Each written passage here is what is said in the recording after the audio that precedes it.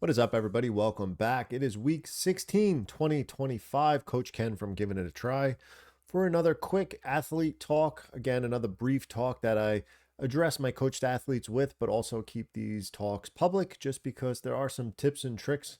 And again, we're just looking to help as many people as possible out there. And I appreciate all the feedback from the coached athletes and those that are just following along. So let's get back into it here. Not a whole lot to unpack today. Spring is rolling around here, and we had decent last 2 weeks of some short course racing for some of the coached athletes.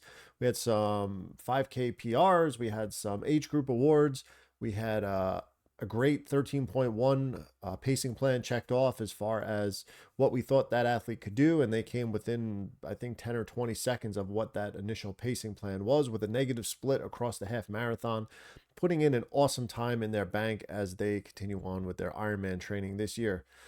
So we'll get into this at the end of this talk about racing and training and how to structure your racing a little bit, and why some of these races are really important leading through your building for your A race, for whether that's triathlon or just runs.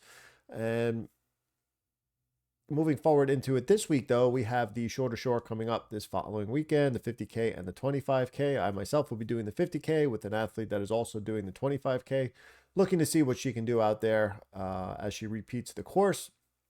And then there's also something I do want to touch base on this week, is maybe a refresh for some of the coached athletes. And we do have some new athletes on board in the community this year as well. So, they may also just want a little update on things and what goes on behind the scenes, really.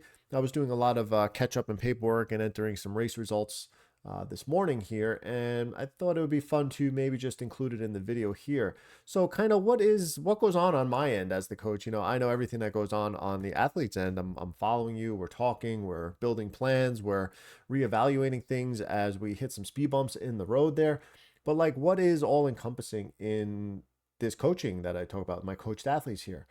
So, of course, yes, I'm building out your calendar, the one-to-one athletes on Training Peaks. We're setting goals. We're putting your races kind of in A order, B order, C order, like what's the big goal for the year, working backwards to today, figuring out what kind of progressive fitness we need from now until race day.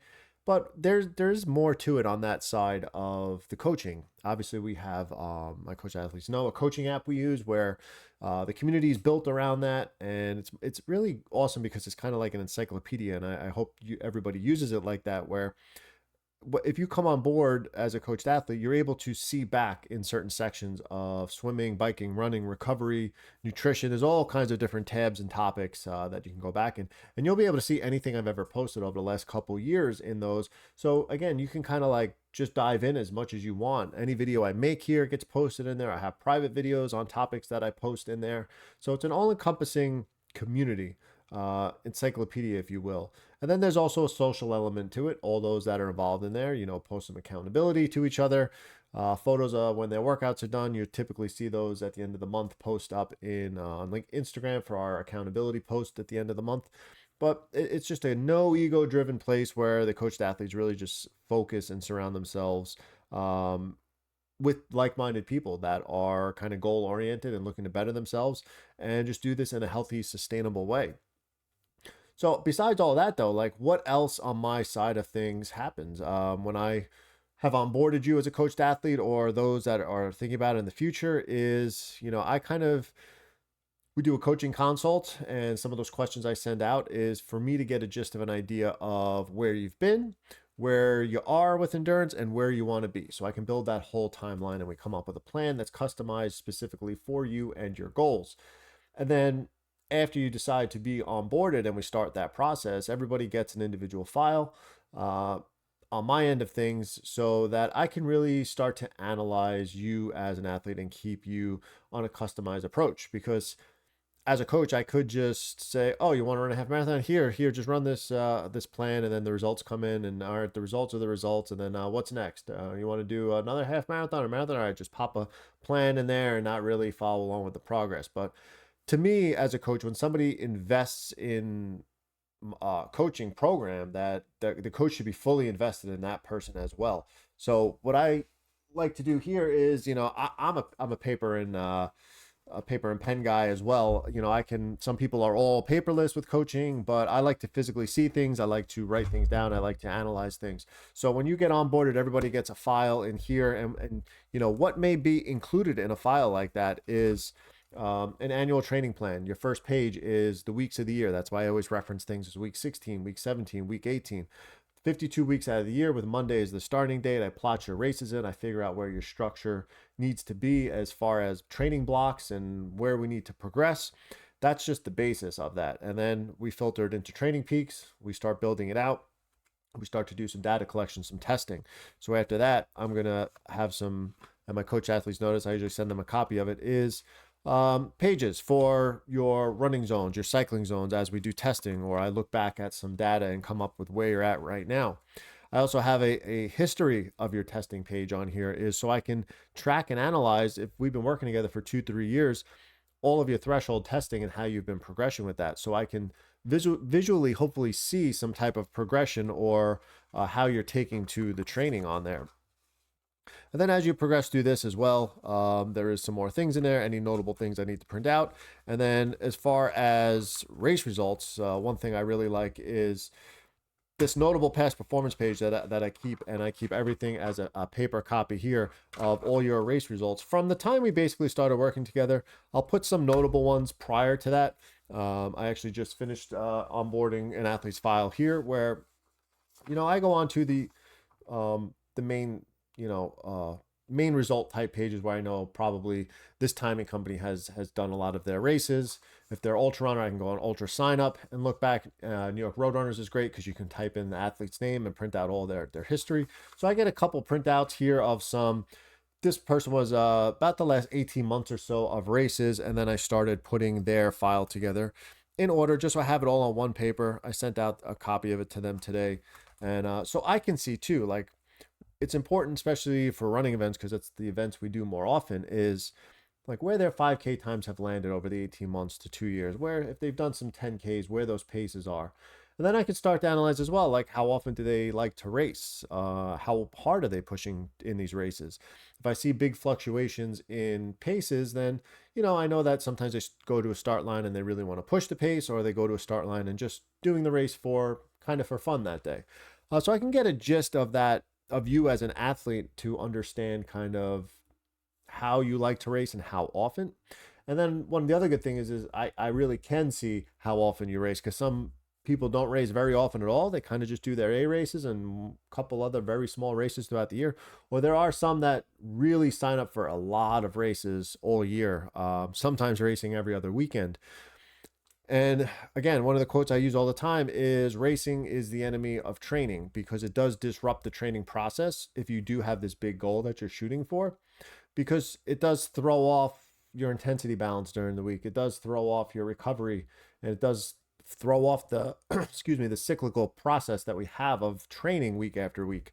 But strategically placed throughout the plan if we talk ahead of time. And that's why I really like to find out, like if you're an athlete on board this year and we want to continue forward after your A race, or maybe towards next year as we get towards the end of the year, it's good to discuss that now, because we can discuss your plan next year.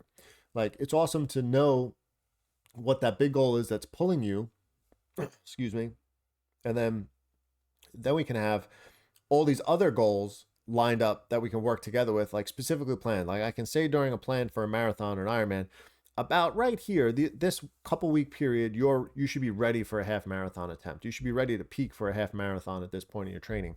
Or a 70.3 would fit very well in your journey to Ironman at this part of the year. Because if you do it way too soon or way too late in that process towards that race, it may just not support the goal of what that A race is. And inevitably, if you're really invested in being pulled towards this A goal that you have, that's really what everything we need to be invested on, and that's really important. So I do have again, a lot of things in here that per person is so that when questions come up or we discuss really like a pacing plan, I look at your current fitness, we look at some past goals, we look at some past race results, and we just like, if I know your training's been on point, I know that we can push the envelope a little bit for that pacing plan. And we just did that with an athlete this past weekend at the half marathon distance. And after it, they had said, I'm pretty sure I had a little bit more and I could have pushed and I could have PR'd. But it wasn't like a consistent training block from the last half marathon. What I mean by that is, yeah, if you've been training from that last race, like that attempt could have been there, but they also have bigger aspirations this year. They're also training for an Ironman, so this was in the process of training for that. But they still put on a awesome, I would say 90%, 92% effort pacing plan and achieved it flawlessly. Negative split. The second half of the half marathon came within 20 seconds of what I anticipated their race day to be. But the goal is that they felt good during it, they felt great after it, and they don't have to spend all these extra days possibly to recover from this, and they can get back into their training. So that's why it was very important to pace that very properly. So again, there's different methods for different athletes, like party pace, sustainability. We just want to do races and have fun. That's awesome. But when you're looking to really wring out that sponge of your potential and see what it is you can actually do in endurance sports, and that could be just shaving seconds from a 5K as we do this testing, because as we get better, it's very hard to take big chunks off of times on some of these races. So any forward progress we can see and I can pick out from race to race, even when I've had athletes finish a race and they're kind of like, it wasn't the best race for me, but I can dig into the data and pull apart wins that happened that day. And when I present it to them and say, well, you may not think you hit your goal, but look at your pace. It was a lot better and even as opposed to some of your other races. Look at your heart rate. It stayed a little bit lower in the zone that we needed to be in. How was your fueling? Did you execute that properly this race as opposed to the last race? So even though the outcome wasn't maybe exactly what you anticipated, but all the inputs that we did kind of worked out, and I was able to pull out some things in there as wins, which is very important because that just builds confidence, and that kind of gets your head out of the gutter when you just are looking at the inevitable result every time. Like, it's great to PR a distance or PR a course, but at the end of the day, there's many other wins that we can have out there, and that's why that's important. Last couple things here is springtime's coming as the weather turns now. For the triathletes, start getting your bikes together, especially if you're going to start riding outdoors. Make sure it's clean, make sure it's maintained. If anybody needs anything locally, please reach out. Again, I can take care of a bunch of that stuff for you. Again, just start charging your batteries. If you have power meters or Di2 shifters or anything like that, charge everything up now. Start testing things. Make sure things connect before ride day. Instead of going out there, putting your computer on and something's not connecting, test it all out a day or two before. Just make sure that everything's good there so we don't have any lapses, especially in data, or that your shifters work the entire time you're out there on the bike ride.